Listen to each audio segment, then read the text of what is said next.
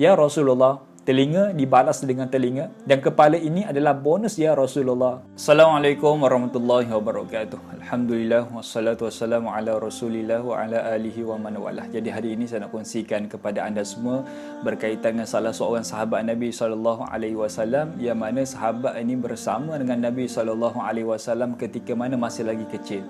Dia adalah Abdullah ibnu Mas'ud, yang mana setiap orang sahabat yang kita belajar sebelum-sebelum ni, banyak video yang saya kongsikan berkaitan dengan para sahabat Nabi sallallahu alaihi wasallam. Setiap para sahabat dia ada kelebihan masing-masing. Dia ada kekuatan masing-masing. Ada kelebihan dan kekuatan masing-masing. Sama juga dengan Abdullah ibnu Mas'ud. Ketika mana masih lagi kecil, beliau ataupun Abdullah ibnu Mas'ud ni sudah pun mula mencari kerja. Antara pekerjaan yang dilakukan oleh Abdullah ibnu Mas'ud ni adalah menggembala kambing. Banyak kambing-kambing yang dijaga oleh beliau.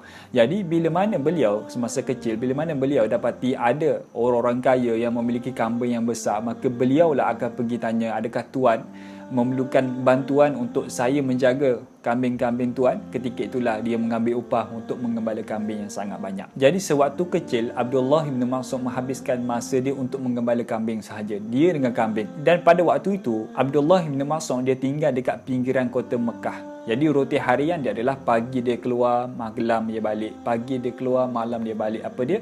Pagi dia keluar, dia bawa kambing-kambing dia. Malam dia balik bersama kambing yang selesai dijaganya sebagainya. Itulah rutin harian dia. Masa dia dihabiskan dengan menjaga kambing, masa dihabiskan keluar pagi balik malam, menyebabkan Abdullah bin Mas'ud ni tak tahu apa yang berlaku dekat kota Mekah. Apa isu yang berlaku dekat kota Mekah, apa yang viral dekat kota Mekah, dia tak tahu. Disebabkan masa dihabiskan dengan kambing dia sahaja.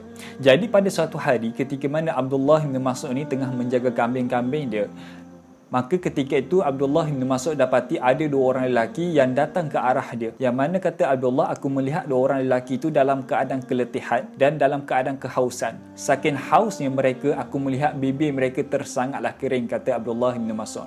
Lalu ketika mana lelaki itu sampai kepada aku, dia kata kepada aku, wahai budak, boleh tak kamu izinkan kami berdua untuk minum susu daripada kambing kamu?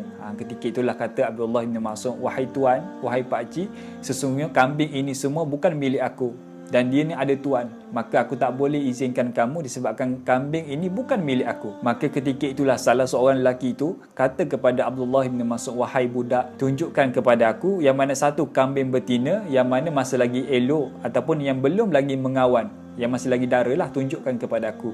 Dan ketika itulah Abdullah Mas'ud tunjukkan kambing itu, wahai ammu. Lalu ketika mana ditunjukkan kambing itu, kata Abdullah bin Mas'ud, ketika mana aku tunjukkan kepada lelaki itu kambing yang masih lagi dara, yang belum mengawan dan sebagainya, lelaki itu mendekati kambing yang aku tunjuk. Lalu lelaki itu menggosok badan kambing itu sambil membacakan kalimah-kalimah tauhid, membacakan kalimah-kalimah Allah. Dan ketika itulah bila mana dia baca kalimah-kalimah tauhid, dia gosok badan kambing itu, ketika itulah aku melihat keluarnya banyak susu daripada kambing yang betina tu, yang belum mengawan tu, yang masih lagi dara. Apa yang menyebabkan aku hairan adalah bagaimana kambing ini boleh mengeluarkan susu. Tak sepatutnya kambing ini boleh keluarkan susu.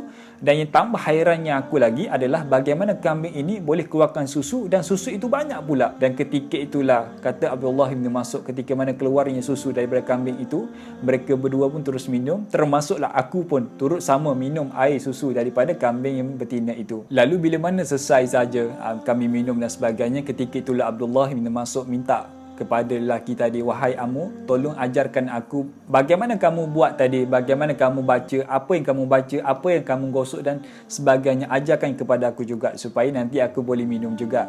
Lalu ketika itulah Abdullah bin Mas'ud kata, itulah adalah kali pertama aku memandang, aku melihat dua orang lelaki itu, tambah-tambah seorang lelaki itu, itulah kali pertama aku melihatnya, yang mana itulah manusia yang merubah hidup aku, yang mana itulah manusia yang merubah cara fikiran aku, merubah gaya hidup aku. Dan dia adalah Nabi SAW, dan di sebelahnya adalah Sayyidina Abu Bakar As-Siddiq, yang mana ketika itu Nabi SAW dengan Sayyidina Abu Bakar baru je dikejar oleh puak-puak Quraisy, puak-puak jahat yang memang benci kepada Islam. Lalu disebabkan Abdullah bin Mas'ud ni takjub, kagum dengan Nabi SAW, disebabkan kali pertama pun dah nampak kehebatan Nabi, kali pertama pun dah nampak kebenaran Nabi SAW, maka ketika itu jugalah Abdullah bin Mas'ud melafazkan kalimah syahadah dan masuk Islam. Dan ketika mana Abdullah bin Mas'ud masuk Islam, maka dia terus meninggalkan segala pekerjaan dia dan dia meminta izin kepada Nabi, "Ya Rasulullah, izinkan aku untuk berkhidmat kepada kamu, untuk bersama-sama dengan kamu, untuk membantu kamu." Maka bermula detik itulah, disebabkan kagumnya, disebabkan cintanya kepada Nabi, dia meninggalkan semua pekerjaan dia sebelum ni, menggembala kambing dan sebagainya, semata-mata nak duduk bersama dengan Nabi, semata-mata nak berkhidmat kepada Nabi dan semata-mata nak membantu Nabi SAW. Sebab itulah para sahabat kata, ketika mana kami memandangnya Nabi SAW, di sebelahnya adanya Abdullah bin Mas'ud. Dekat mana kami memandang Nabi, dekat mana kami berjumpa dengan Nabi, maka di sebelahnya adanya Abdullah bin Mas'ud. Sebab itulah kata Abdullah bin Mas'ud, akulah orang yang menjaga selipar Nabi. Ketika mana Nabi selesai urusan, maka aku ambil selipar Nabi dan aku letakkan, aku pakaikan dekat kaki Nabi yang mulia itu. Dan banyak urusan Nabi dibantu oleh aku. Akulah yang tolong Nabi. Lalu ada satu kisah ketika mana Nabi nak tidur. Nabi pesan kepada aku, "Wahai Abdullah, kejutkan aku di waktu sekian-sekian. Kejutkan aku di waktu sekian-sekian." Dan ketika itulah aku tidak akan tidur selagi mana aku tidak kejut Nabi SAW. Banyaklah urusan Nabi dibantu oleh Abdullah bin Mas'ud. Dan beliau juga di antara orang yang paling tepat bacaan dia, paling banyak ilmu, Abdullah bin Mas'ud. Ada satu kisah yang berlaku kepada Amirul Mukminin. Ketika ini Sayyidina Umar telah pun menjadi khalifah pada masa itu. Seorang lelaki pergi jumpa dengan Sayyidina Umar bin Khattab yang mana berlaku dekat Mekah. Lalu bila mana lelaki ini yang pergi jumpa dengan Amirul Mukminin Sayyidina Umar bin Khattab, dia kata kepada Amirul Mukminin, "Wahai Amirul Mukminin, sesungguhnya aku adalah orang Kufah, Iraq lah. Dekat tempat aku, wahai Amirul Mukminin, ada seorang lelaki yang mana ketika mana dia membaca Quran, dia baca Quran tanpa dia lihat Quran. Ketika itulah marahnya Sayyidina Umar bin Khattab. Bagaimana dia baca Quran dalam keadaan dia tidak melihat Quran? Saking marahnya Sayyidina Umar bin Khattab sampaikan dia tanya, "Siapa lelaki tadi yang kamu maksudkan yang baca Quran tanpa melihat Quran?" Kerana pada zaman Umar tu tidak ada orang pun yang boleh baca Quran tanpa melihat Quran. Maka ketika itu lelaki itu kata, "Wahai Amirul Mukminin, sesungguhnya lelaki itu adalah Abdullah ibnu Mas'ud." Abdullah ibnu Mas'ud. Dan ketika mana Sayyidina Umar dengar saja nama Abdullah ibnu Mas'ud, yang mana sahabatnya juga, ketika itu redalah hati dia, legalah hati dia bila mana dengar sahabatnya sendiri yang baca Quran tanpa melihat Quran. Dan ketika itulah Sayyidina Umar kata kepada lelaki itu, "Wahai lelaki, demi Allah, adakah kamu tak mengenali siapakah Abdullah bin Mas'ud? Adakah kamu tak kenal siapa Abdullah bin Mas'ud?" Lelaki itu kata, "Tidak." Kata Sayyidina Umar, "Tidaklah ada orang yang layak di dunia sekarang yang membaca Quran tanpa melihat Quran. Dialah Abdullah bin Mas'ud sahaja." Dan ketika itulah katanya lelaki tadi, "Wahai Amirul Mukminin, kenapa kamu kata macam tu? Ceritakan kepada aku siapakah sebenarnya Abdullah bin Mas'ud."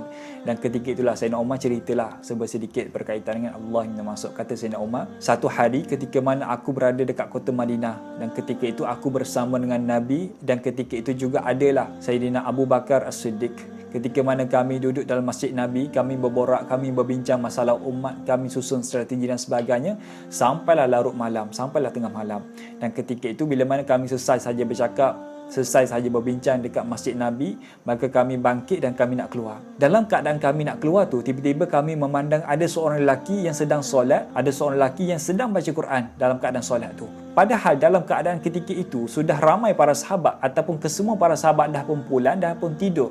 Tetapi ketika mana kami nak keluar daripada masjid Nabi itu, kami melihat ada seorang lelaki yang sedang solat." Ingat, zaman Nabi ataupun zaman para sahabat tidak ada lampu macam kita ni, macam lighting macam sekarang, tidak ada. Mereka pakai pelita daripada lemak binatang. Kalau pasang pun memang tak akan menerangi satu bilik lah. Kalau pasang pun tak terang sangat. Mungkin kawasan terdekat sahaja yang boleh nampak.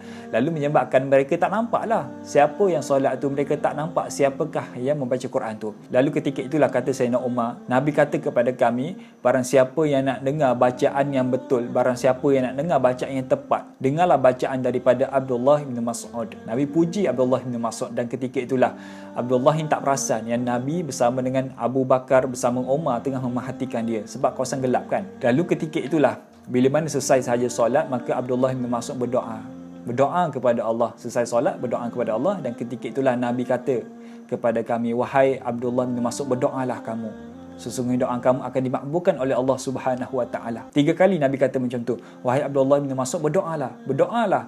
Sesungguhnya doa kamu akan dimakbulkan oleh Allah Subhanahu wa taala." Dan kata Sayyidina Umar, "Demi Allah, ketika mana aku mendengar berita yang baik, kebaikan kepada Abdullah bin Mas'ud yang mana Allah akan kabulkan doa dia, dapat pujian daripada Nabi. Demi Allah, aku nak ceritakan cepat-cepat kepada Abdullah bin Mas'ud supaya dia pun boleh gembira akan berita gembira itu. Kerana apa? Kerana hukum dia sunat.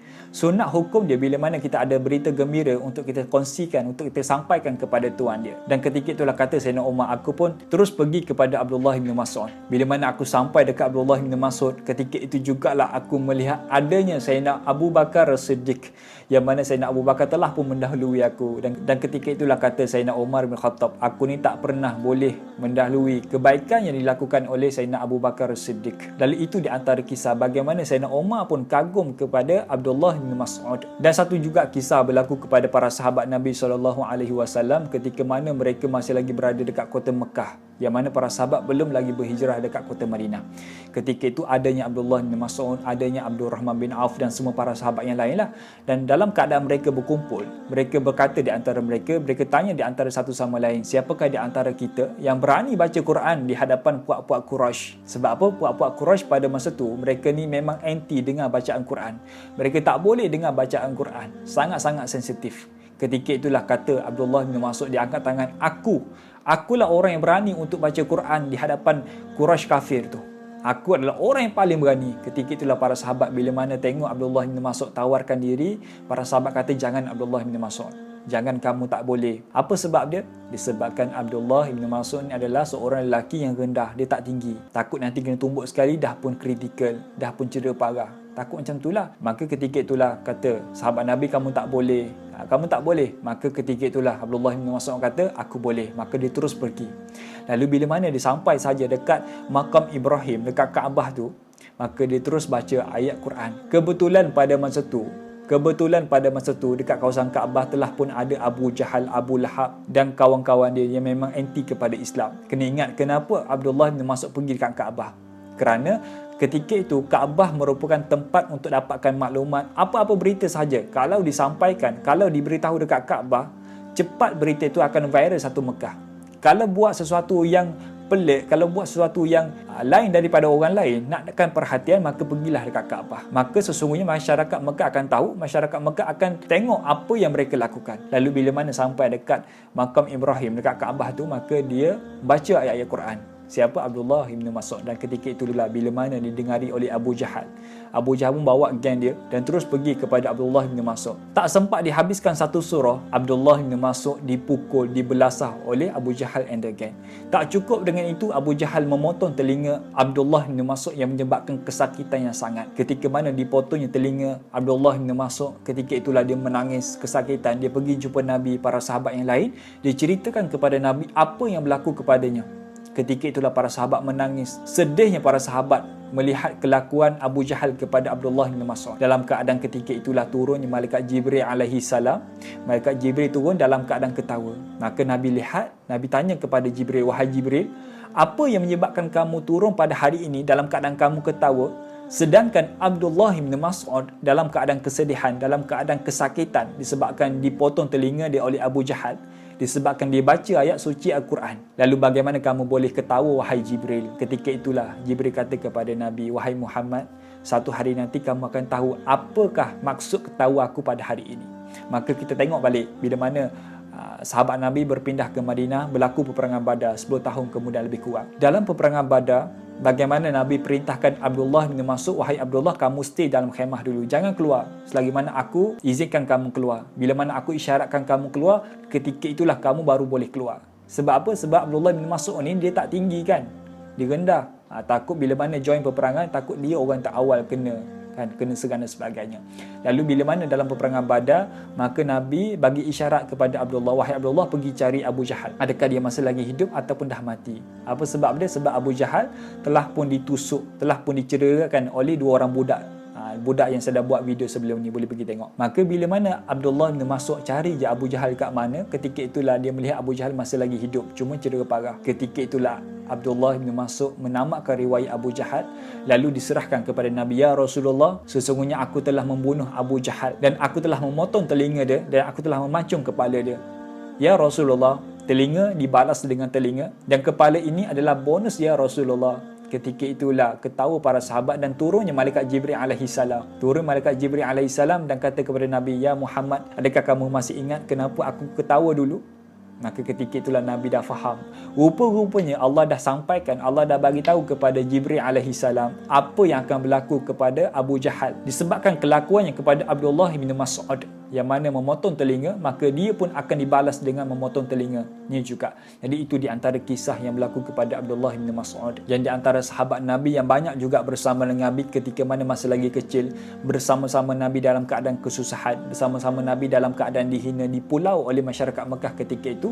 Dan beliau juga di antara para sahabat Nabi yang berjuang berpindah daripada kota Mekah ke kota Madinah, dan di antara sahabat Nabi yang berjuang juga dalam banyak peperangan yang disertai oleh Abdullah bin Mas'ud. Jadi itu di antara video kita pada kali ini berbincang berkaitan dengan Abdullah bin Mas'ud. Jadi kalaulah video kita kali ini memberi manfaat kepada anda dan anda belajar sesuatu daripada video saya pada kali ini, kongsikan juga kepada orang lain. Jangan belajar seorang, kongsi juga kepada orang lain supaya orang lain pun boleh belajar sama dan dapat manfaat yang sama. Assalamualaikum warahmatullahi wabarakatuh. Okey, sebelum tu boleh tak tunggu sekejap, saya nak kongsikan something yang special kepada anda, something yang menarik kepada anda. Okey, kalau sebelum ni kita gunakan The Snack Cookies, kita gunakan design yang lama. Ini contoh design yang lama. Okey, ni design kami yang lama. Kalau Cha Cookies pun kita guna design yang ini, kalau V Cookies pun kita guna design yang ini. Jadi susahlah kita nak kenal pasti, nak tahu balang ni balang Cha Cookies ke balang V Cookies ke. Disebabkan itu 9 hari bulan 9 hari tu kita launch, kita release satu design yang baru. Okey, ini adalah Cha Cookies, design yang baru Cha Cookies kita tengok, dan satu lagi design daripada V Cookies. Memang dia berlainan di antara satu sama lain dari sudut design, dari sudut warna dan sebagainya. Okey, ini adalah V Cookies. V Cookies. Jadi mudahlah kita bila mana kita order ke, bila mana kita di sudut production ke nak buat, jadi senang kita nak nampak. Okey, ini adalah V Cookies dan ini adalah Cha Cookies. And then kedua-duanya adalah produk daripada saya sendirilah. Okey, kami sendiri yang buat, homemade dan sebagainya lah. Disebabkan itu kita ada wajah yang baru, kita ada design yang baru, kita nak bagi harga package kepada anda, harga promosi RM10 kepada anda kita nak bagi. Okey, kalau anda order dengan kami 3 balang The Snack Cookies terpulang, nak tukar-tukar perisa, nak pelbagaikan perisa pun boleh, tidak ada masalah. Okey, 3 balang anda akan dapat harga RM50 sahaja. Tapi kalau anda order dengan kami 5 balang, kita akan cut harga RM10, hanya RM80 saja untuk 5 balang. Jadi itu di antara package yang kami buat untuk memudahkan anda, untuk menjimatkan anda. Kalau anda nak order kami, nak makan The Snack Cookies, time ni lah time kita buat promosi, time kita buat harga package, inilah time yang sesuai untuk anda semua order dengan kami. Jadi jangan lepaskan peluang, boleh terus WhatsApp nombor kat bawah, nanti saya akan reply WhatsApp anda satu persatu. Okey, Assalamualaikum warahmatullahi wabarakatuh.